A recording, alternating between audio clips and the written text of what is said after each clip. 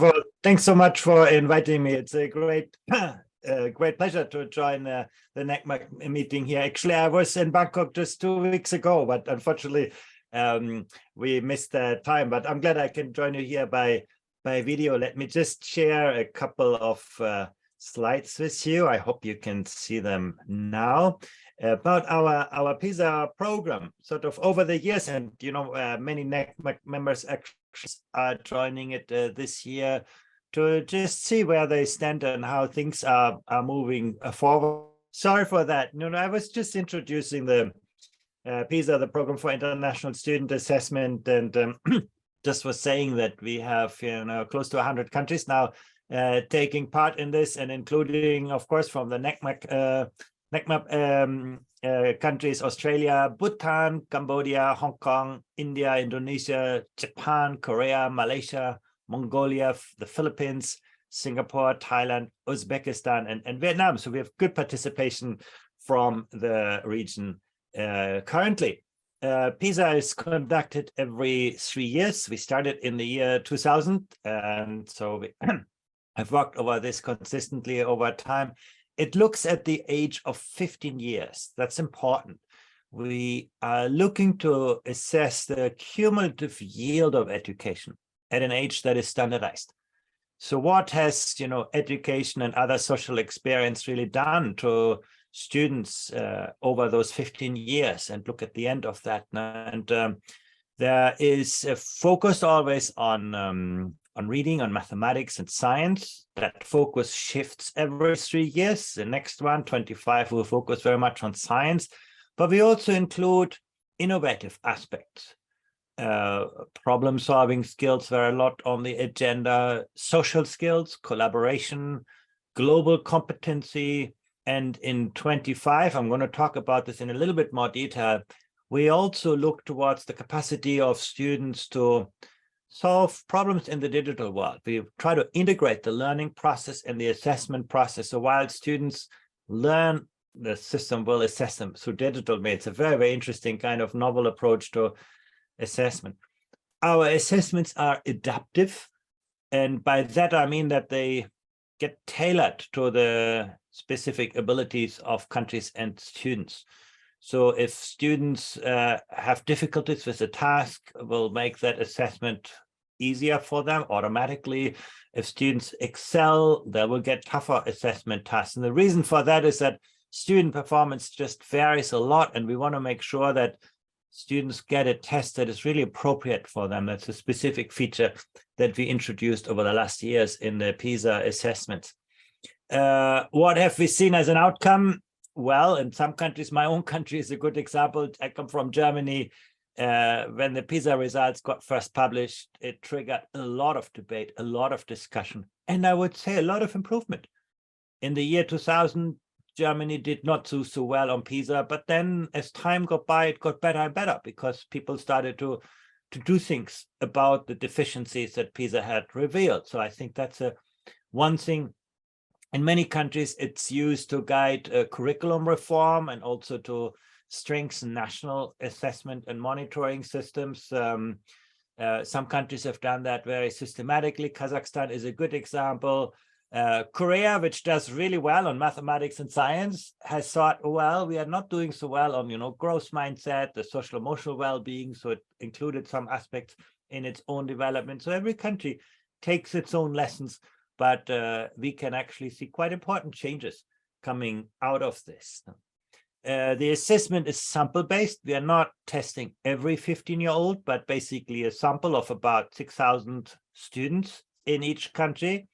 That's basically 150 schools and about 40 students from each of the schools.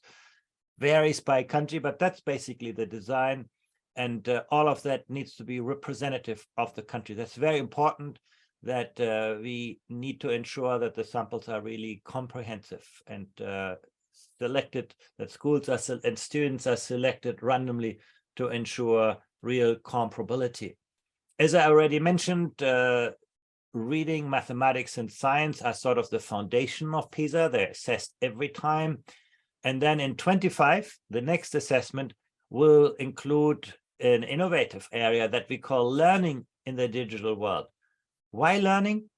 Because while students learn, while they solve problems that actually teach them something, the computer is going to assess how they solve that problem and basically looks at, their problem solving kind of capacities. And I think that's something very important.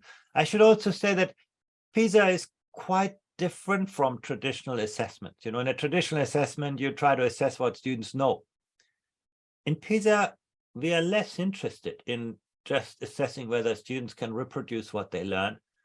We really want to know to what extent can they extrapolate from what they know and use and apply their knowledge in novel, unfamiliar situations. Some people say, well, Pisa is unfair because it gives students tasks that they haven't seen in school before. Yeah, you can take that argument, but then you should consider life unfair because that's the test that we are put to every day.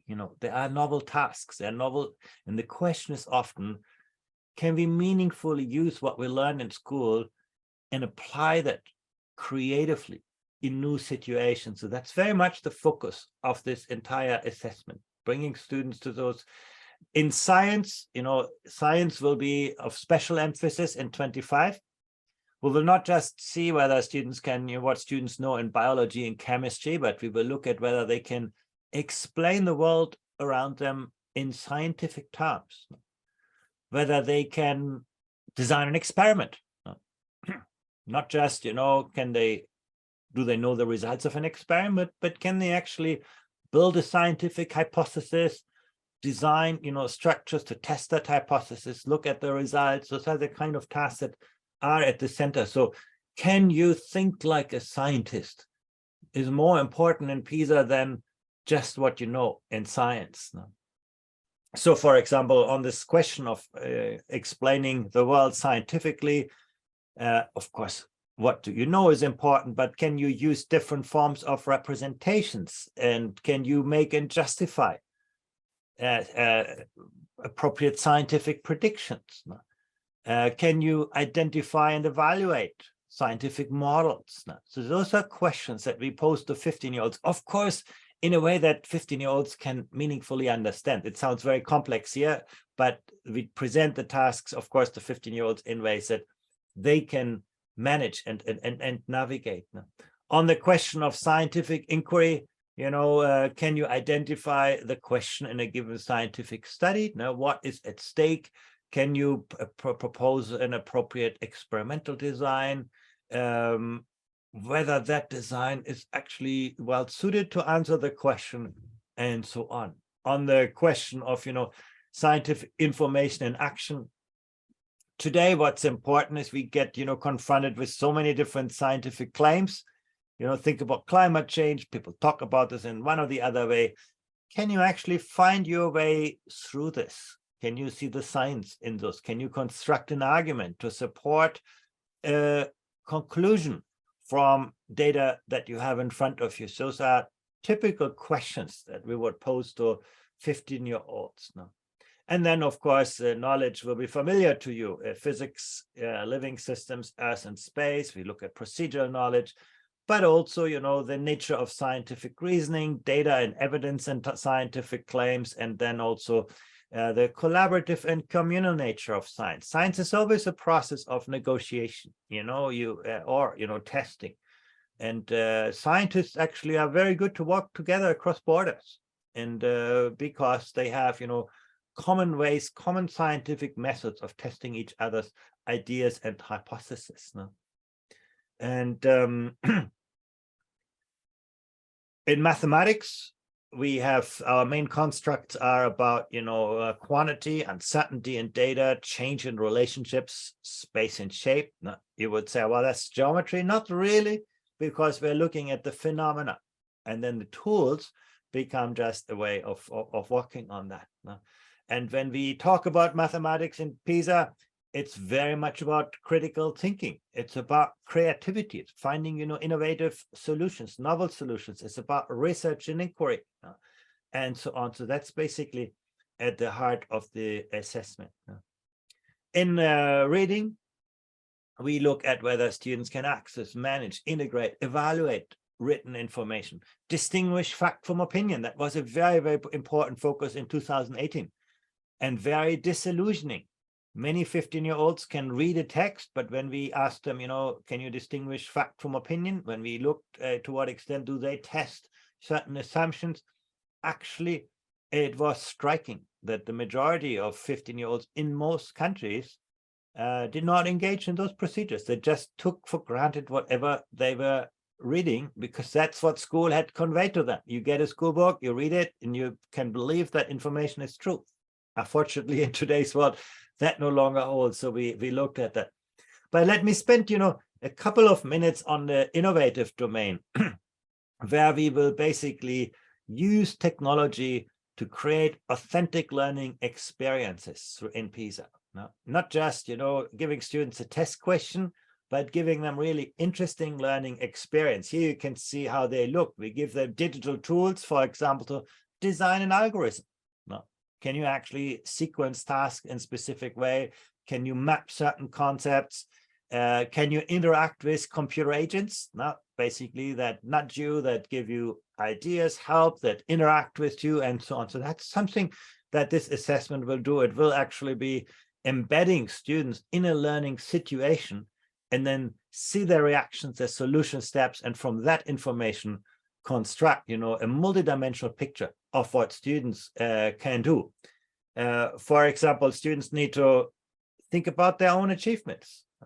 They're testing themselves. This is, do you think you have done that really well? They interact with agents, with intelligent tutors that, will give them hints, that will question them, and so on. And basically, the way this is done, they get a pre-test, then comes this tutorial teaching them something, then comes the learning activities, and at the end, a challenge that then where we look at to what extent has the learning process actually resulted in learning gains, and what kind of learning strategies did students deploy. So it's a really, really interesting, novel way of assessing student knowledge and skills. Now, not so much just looking at the product, but very much looking at the thinking skills that students deploy in arriving at a solution.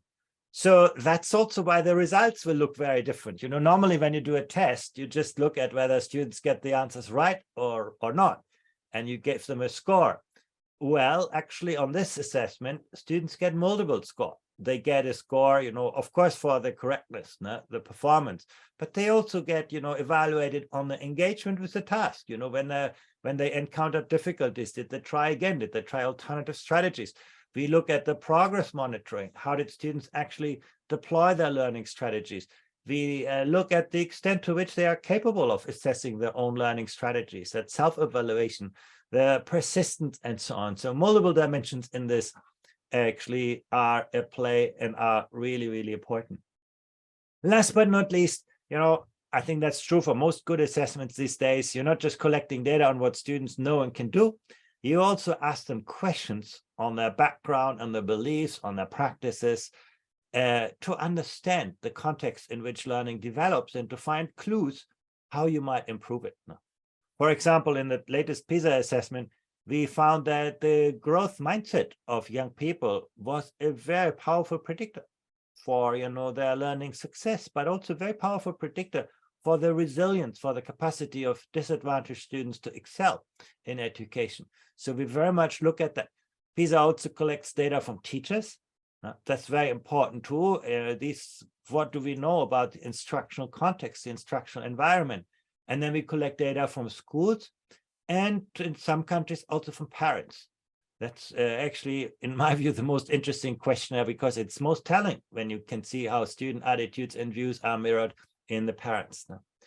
And countries participate in the development of the assessment. As we focus on science in 25, we ask the countries to submit test material. We ask them to look and review the material, because we want to design a test that all countries find relevant, meaningful, and appropriate in their context. So this is a very lengthy process. It takes multiple years to develop the assessment, but we think that is time very well spent, so that we have a product at the end that most countries will recognize as their own in this. So It's a lot of work for countries. I know that. You're not just implementing Pisa, but you have to participate in the development and design. But it's also a good learning exercise. And many countries then use the ideas, concepts, in some cases also the test items themselves, to actually build their own national assessment. And the same is true for the questionnaires. No? Also there, basically, and it's very important for countries to adapt the instruments to their local context. Now, we call this the cultural adaptation of Pisa. Now, you cannot just take the international version. You have to make sure that it's meaningful to students in the local cultural context. Again, that requires a lot of work on the part of countries. But again, I think it's very, very important work to be spent. And here you can just see the timeline. This year, countries have put together their national teams. 23 is the process of cultural adaptation of the material. Then in 24, we'll put this together in a field trial. 25, the main survey, and then 26, you are going to see the results. And with this, I will stop. Thank you very much.